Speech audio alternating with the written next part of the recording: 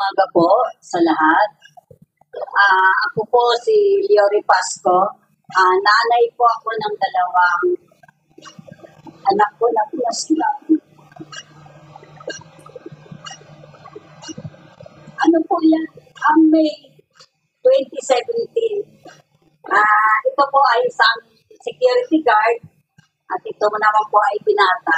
Ang masakit po ay apat po yung naiwan. Mahirap po sa amin talaga.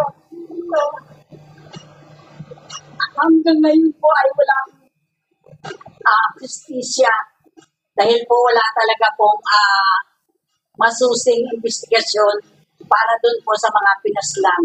Kaya nagpapasalamat po kami sa ganitong pagkakataon dito po sa binigay sa amin sa Quadcom na makadalo para po maipahayag namin ang kung anong nangyari po sa aming mga mahal sa buhay na pinatay na lang po ng ganon-ganon na lang po na wala pong tamang proseso po ng pag-iimbestiga.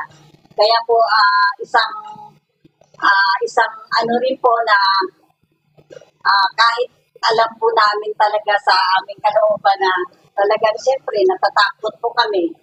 Pero ngayon po ay nakaharap na po namin si Presidente Duterte at sana po ay hinihiling namin na talagang lumabas po ang buong katotohanan na para po magkaroon na ng katarungan ang lahat po ng mga pinaslang, hindi lang po ang aking anak, kundi po lahat po ng mga pinaslang nung panahon ni Pangulong Rodrigo Duterte, yung madugong patayan po ng war on drugs. Maraming salamat.